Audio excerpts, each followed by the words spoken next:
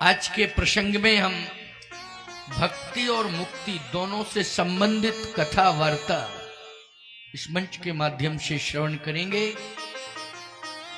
क्योंकि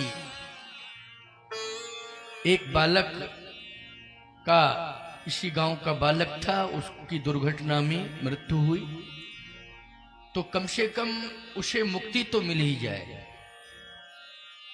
इतना तो हमारा प्रयास रहेगा और आप सबका कि किसी न किसी तरह से, देखिए मृत्यु तो हो ही गई है लेकिन मृत्यु के बाद एक ही आशा की जाती है कि मृत्यु के बाद मुक्ति हो जाए, भटकना ना पड़े। क्योंकि अकाल मृत्यु जिसकी होती है उसे भटकना पड़ता है, समझ रहे हो कि नहीं?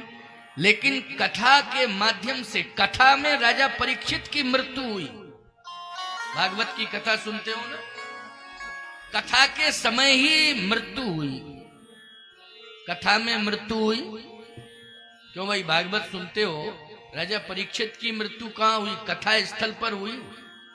सुखदेव जी कथा कह रहे थे उसी समय हुई, संत महात्मा बैठे श्रवण कर रहे थे उसी समय हुई मृत्यु।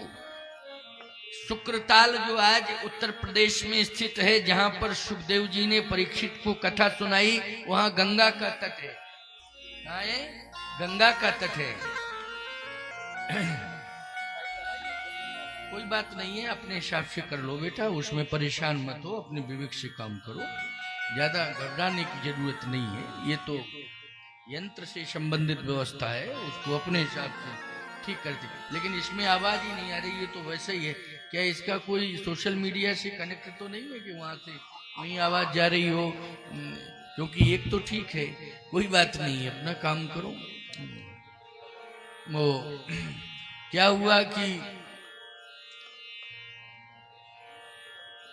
एक व्यक्ति ने कहा कि महाराज, अभी अभी डॉक्टर ने मुझे चश्मा दिया है और मैंने चश्मा लगाया है। मेरे वो व्यक्ति का, मुझसे जुड़ा हुआ व्यक्ति था वो, मैं उससे जुड़ा हुआ था, तो मैंने कहा कि जरा लेंस, बोले लेंस बहुत अच्छे पड़े हैं। तो मैंने कहा दोनों ही लेंस अच्छे हैं। अब मैंने लगाया उसको, तो मैंने कहा एक लेंस सही है, एक लेंस ठीक नहीं है, दूसरा वाला। क्यों? बोले महाराज कैसे? कहे महाराज एक लेंस तो ठीक है। मैंने कहा उसका एक लेंस मुझे ठीक लग रहा है, दूसरा नहीं समझ में आ रहा है। डॉक्टर ने ठग लिया या बनाने वाले, चश्मा बनाने वाले ने ठग लिया। बोले महाराज आपको कैसा लग रहा है? मैंने कहा मुझे तो ये लग रहा है कि एक लेंस तो सही, उसने दूसरा लेंस बिल्कुल बेकार डाला है। उसने कहा महाराज अपने हिसाब से उसने ठीक डाले। क्यों? बोले हमारी एक ही आंख सही है, दूसरी आंख है ही नहीं, वो तो पत्थर की है, तो लेंस दूसरा। तो भैया हम तो ठीक ठाक बोल रहे, ये कहीं जड़ के रूप में तो नहीं है, ध्वनि इसमें निकल नहीं रही है, और आपने लगा लिया कि कम से कम सामने वाले को दिखाई दे कि दोनों। देखो अभी भी सही नहीं, परेशान मत हो, एक से ही काम चला लेंगे। परेशान क्यों हो रहे हो? मैं अपना काम चला लूंगा, तुम परेशान मत हो बच्चा। क्योंकि मैं नहीं चाहता हूं कि जो मैं भुगत रहा हूं तुम भी वो भुगतो, ये कोई भुगत नहीं। तुम आराम से कथा श्रवण करो, आनंद लो। आइए सुनिए जरा। मुक्ति मैं कहना ये चाहता हूं कि दृश्य क्या है? गंगा का तट है। वृक्ष क्या है? बोले बट वृक्ष है। व्यासपीठ पर कौन बैठे हैं? बोले भगवान बैठे हैं, स्वयं साक्षात सुखदेव जी। ये सुखदेव जी कौन है? सुखदेव जी भगवान ही है। सुनने वाले कौन है श्रोता के रूप में? कथा परीक्षित हैं, और उनके साथ में तमाम बड़े बड़े महात्मा। क्योंकि सुखदेव जी बहुत अच्छे वक्ता हैं, तो सबको कथा सुननी है, वो बैठे हुए हैं। गंगा का तट है। और बोलो भाई, राजा परीक्षित की मृत्यु हुई कहां? महलों में हुई कि रास्ते में हुई कथा स्थल पर हुई। बोलो हुई। और अकाल मृत्यु, क्योंकि सर्पदंश से जिसकी मृत्यु हो, सर्पदंश से, थोड़ा सा कुछ नहीं करना है, मैं बोलता रहूंगा, अब बैकग्राउंड मत बजाइए, आवश्यकता नहीं, बस हल्का सा उसको स्लो चलने दो, है ना, बहुत है। अकाल मृत्यु, इसका क्या प्रमाण है कि अकाल मृत्यु? प्रमाण है तक्षक ने दशा। तक्षक कौन है? सर्प है।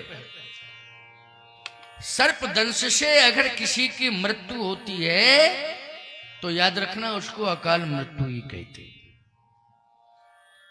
और राजा परीक्षित को सर्प ने कहीं दूर जाकर नहीं डसा था, तक्षक ने वहीं पर डसा था, सुखदेव जी के सामने, गंगा जी के सामने, महात्माओं के बीच में, और जहां कथा हो रही थी वहीं। जिसकी सर्पदंश से या एक्सीडेंट या आदि आदि व्यवधानों से शरीर क्षतिग्रस्त होता है या मृत्यु को प्राप्त होता है, याद रखना उनको मुक्ति नहीं मिलती। राजा परीक्षित को मुक्ति मिली। क्यों मिली? इसलिए कि वो कथा सुन रहे थे, इसलिए मुक्ति मिल गई। इस बालक को भी अवश्य ही मुक्ति मिलेगी, क्योंकि कथा हो रही है और पूर्व से कथा चल रही, अभी भी कथा हो रही है, और उसकी आत्मा भी यहीं भटक रही है। आज उसकी आत्मा इस मुक्ति की कथा सुन करके मोक्ष को प्राप्त होगी, ये मैं हृदय से कह रहा हूं। क्योंकि भागवत की बात को झुटलाया नहीं जा सकता है, ना तो ये कोई बनावटी बात है, ना किसी प्रकार की कोई इसमें लत्ता लपेटी बात है। क्यों भाई? क्यों? परीक्षित की मृत्यु सत्य है, तक्षक से हुई, और मोक्ष मिला, क्योंकि निश्चित रूप से वो भगवान के धाम गए। भागवत का प्रमाण है। तो मुक्ति हुई किससे? भगवान की कथा से।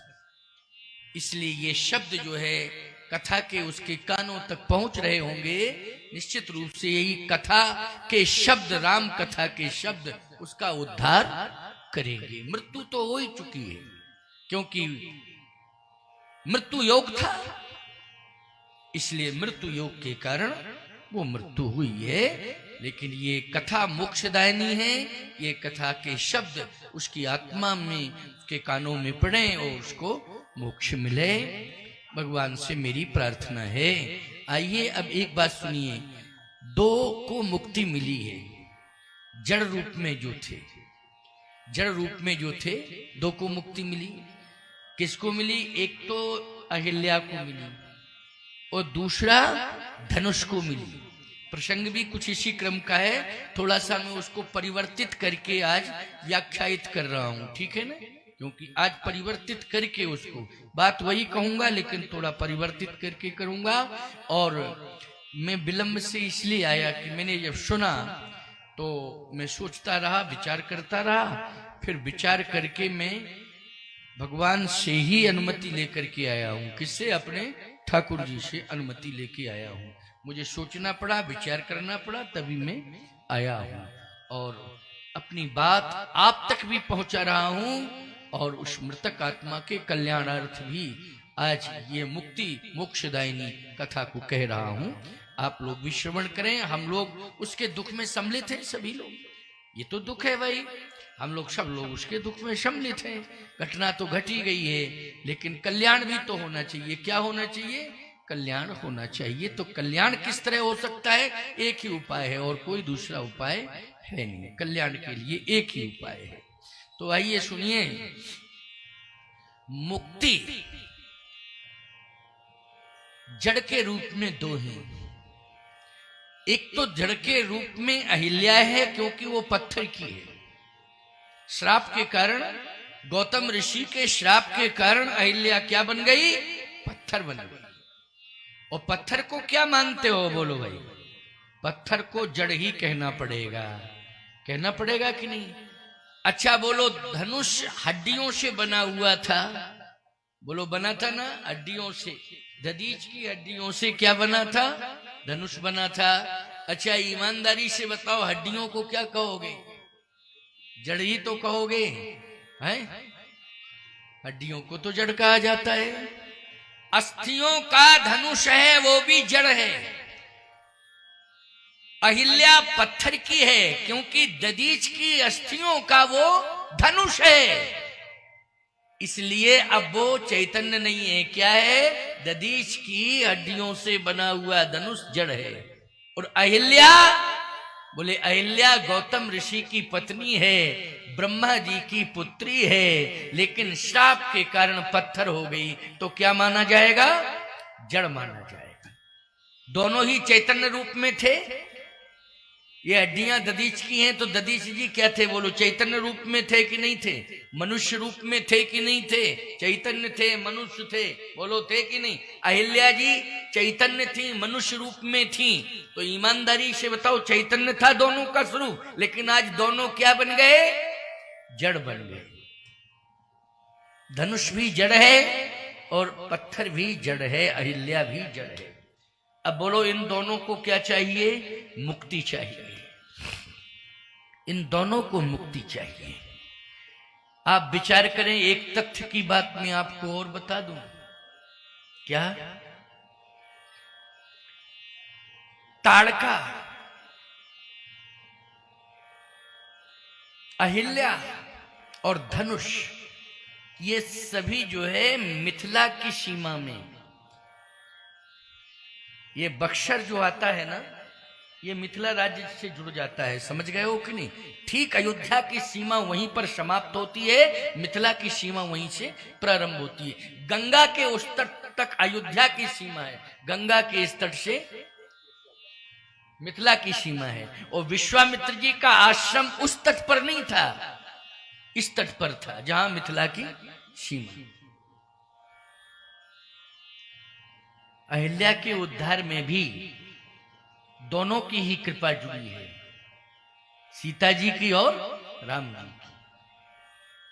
अहिल्या के उद्धार में दोनों की कृपा जुड़ी है, सीता जी की और राम जी की। ताड़का के उद्धार में भी सीता राम जी, और धनुष के उद्धार में भी सीता राम, दोनों, क्योंकि दोनों की ही आवश्यकता है, एक से नहीं, हमें दोनों की